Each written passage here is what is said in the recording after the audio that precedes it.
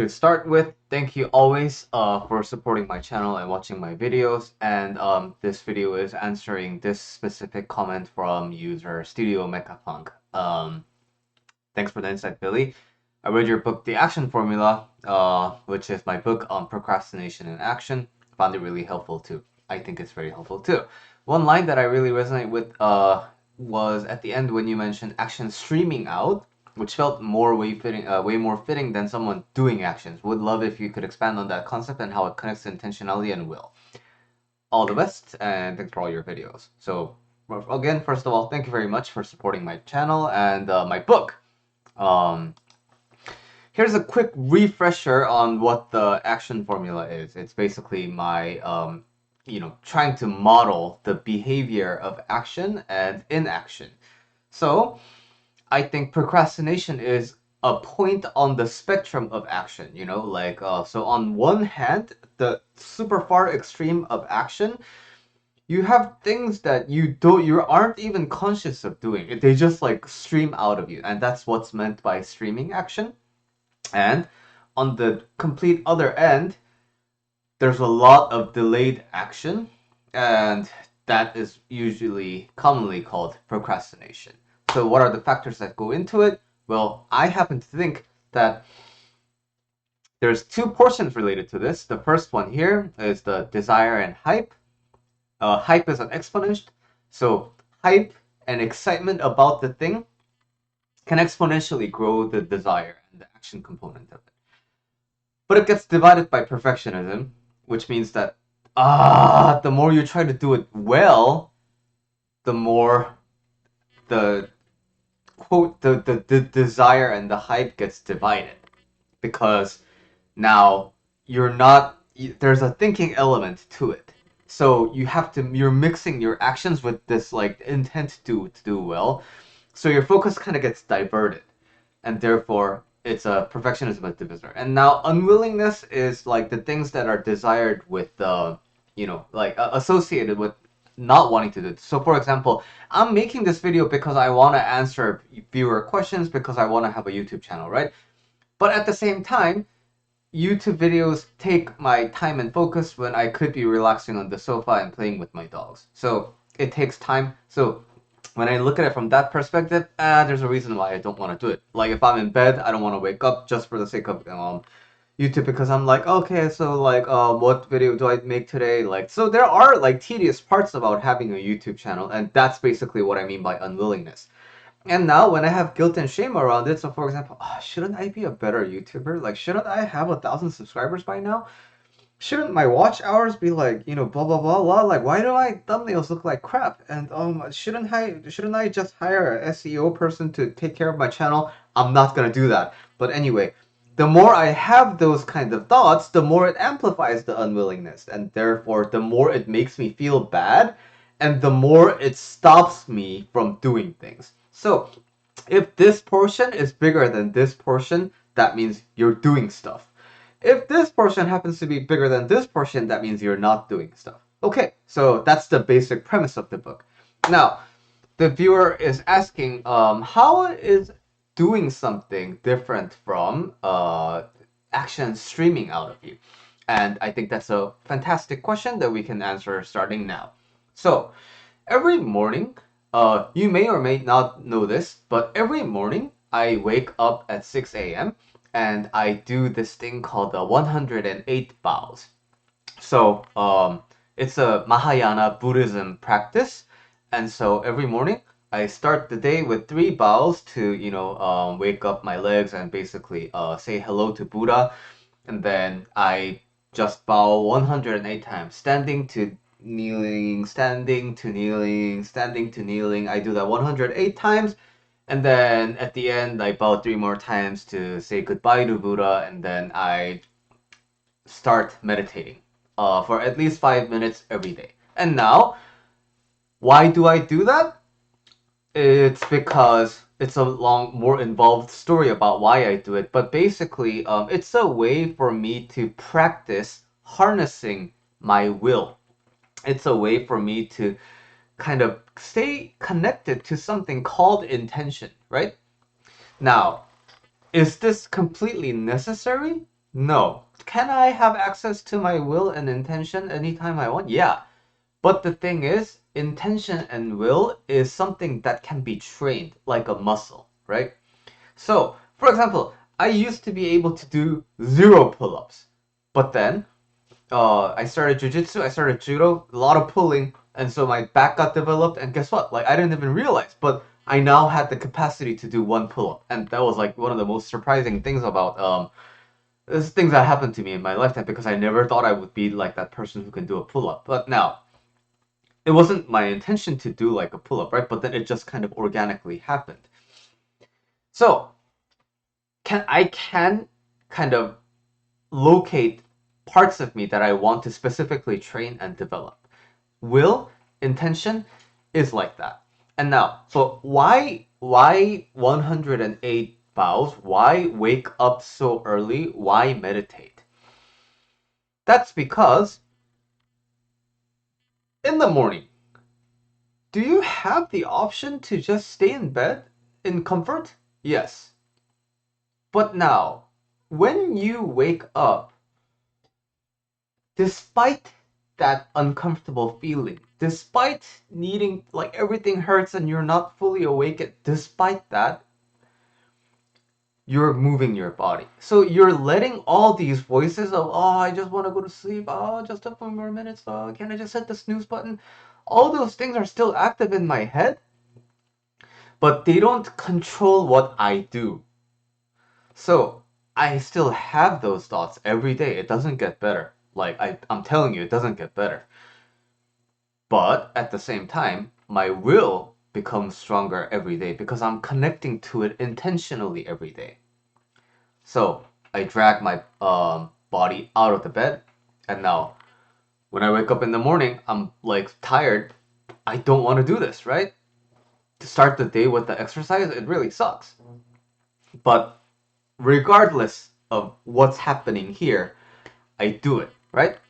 And now 108, it's not that much. It takes about like 20-30 minutes, but it is a lot, right? It's not a cakewalk, but it's not humanly impossible. So, as you're doing it, I used to be the type of person who would just look at the clock whenever I go to class. In school, I'm like looking at the clock. Oh, okay, 45 more minutes, 45 more minutes, and then 42 minutes, 40 minutes. I used to be one of those kids, right? Even I remember, even when I was taking the SAT, I'm like, okay, uh, 2 tests done, so like, oh, there's like 6 more. Okay, how many questions left? There's like 40. So I'm really just like used to be that type of person who would just really stress out about the remaining work because I have to do that, right? And now when I bow, same thing happens. I look at my mala, which is like the beads I use for counting, and then oh, I only did 20. Oh, okay, 21, 22, 23. And you're gonna notice when you try it at least once, you're gonna notice that when you do this, it's just a torment. It's really hard to do 108 bows if you're approaching it this way. So after about day 3 and day 4, I felt like I was gonna literally go insane because I was so frustrated throughout the whole process. So I let my mind just kind of go free. I let go of all these like thoughts about I don't want to do this. And you know, like I took so many breaks when I first started, right? Like I would do like 10 and then I'll be like and then I do another 10 and I'm like ugh, and then I do that and then that takes like an hour and now like I'm just when I'm at the 90 mark, like the last 18 is so grueling. I really don't want to do it. So I was like, okay, so by day 3, day 4, I'm like, okay, something's gotta change. I can't sustain this. I can't, if I'm gonna do this, because my intention was there. I wanted to develop my will and intention. So I want to do this. So I'm already committed to doing. Not doing it is out of the question. I want to do it, but the current way of dreading it and thinking about it is, and just like putting all my attention to doing it is killing the experience of doing it. So how do I do it? So that's when I just let go, right? I just start thinking about other things. And a really good thing to think about in general when you're practicing these types of things is gratitude for your mom. Because guess what? No matter what she did after your birth and after you became, like before you reached your adulthood, like it's up to her, like right, it's her life. But the thing is, she was responsible for keeping you alive, even when you couldn't keep yourself alive, and she gave you birth, and until you became an autonomous kind of a living being, her ways could have, it's not open to, it's not immune to criticism, but regardless, she gave you a life. And when you are alive, the core teaching of Buddhism is that as long as you're alive, doesn't matter if you're black, you're Asian, you're disabled, you're able-bodied, you're fat, or you're skinny, or you don't have one leg, anything. Buddhism tells you that as long as you're alive, as long as you're breathing, you have a chance at turning your life around and being the owner of your life. So your mom gave you that chance. So that's why we always start with the basic premise that underneath everything we feel towards our mom is gratitude. On top of that, things get layered, and the work is to kind of like let those things go. But underneath everything is gratitude. So I started, okay, sometimes I'm planning my day. Okay, what am I gonna do after today? I have like three clients I'm working with today, and then I have to market my upcoming blah blah blah, and then I'm gonna post this on Instagram, and I'm gonna send a video. I'm gonna send an email about this, and then I'm gonna do a video about blah blah blah, and so on. Right? On some days, I'm like just focused on like, thanks mom. Oh yeah, that one time, you took care of me. Thank you mom for when I was sick, you took care of me. And when I had that trouble at school, blah blah, and thank you, mom, for physically punishing me because I can tell what it's like to be on the receiving end of physical punishment, and so on, right? So, but the thing is, I could easily be doing these things when I'm not bowing, but the core of it is that my body is doing something as I'm having these thoughts. So in that sense, action is streaming out of me because I'm not even thinking about it. Meditation is also a very, very important tool. Now, meditation, I think, is really good when paired with the bowing because it gives you such a good perspective on the volatile nature of your mind. So, when you're bowing, all you want to do is stop. But as soon as you start meditating, only thing you want to do is move. So, repeat this over and over every day, and you see how fickle the mind is. The mind will just randomly throw things whenever the circumstances, and you see that, oh, the mind, it's not all that reliable. It's just really opportunistic, and it always surfaces things without, like really thinking about the deep patterns underneath, right? But more about that on another video. But when you're meditating, the first thing to recognize is that it really hurts because proper meditation is you sitting really upright and you're in the full lotus position. Full lotus, it took about like 2 weeks for me to actually get to that stage comfortably. I had to work on a lot of my hip mobility. I had to work a lot on my ankle mobility. I had to work a lot on my knee mobility. I had to work a lot on warming up and lateral movements and such. And now, as I'm sitting down, the first like 5 minutes, 10 minutes, there's not a lot of pain. So it's a very good way of kind of cooling down after the bowing. But now, come the 20-minute mark, your joints start like screaming, right? And now because you're so upright, your back starts hurting.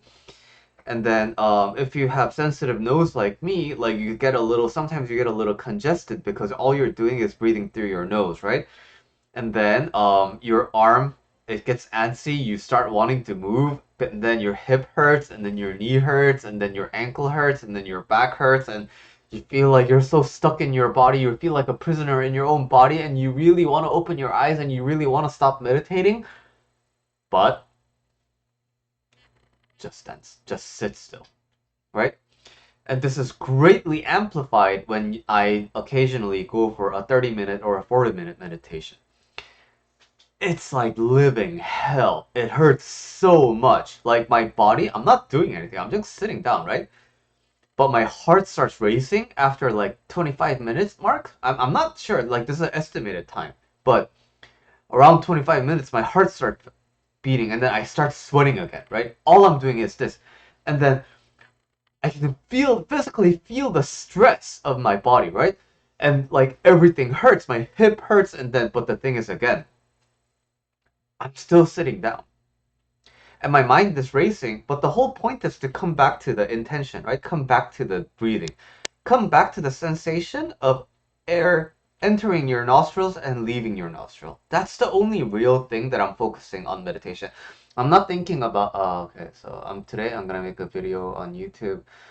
And yeah, speaking of YouTube, shouldn't I be creating a new podcast episode? And yeah, so what should I make my podcast episode on? This isn't meditation. That's just like you being dominated by your mind. Meditation is, oh crap, I lost track. Okay, coming back.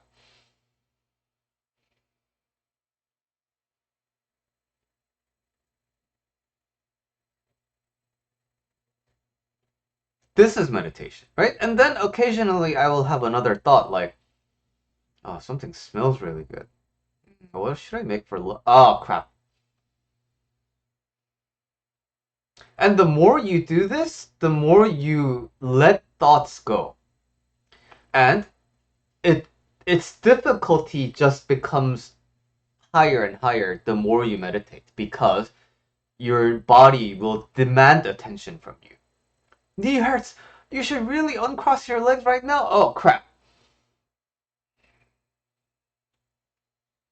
Oh, my back. Can I just move the posture a little bit? Can I cut? Oh crap. Okay. My ankle. Oh, it's so hurt. Oh, can I just? I really want to open. Oh crap. So the stakes just become higher and it just becomes more challenging to come back to here. So that's why it's training.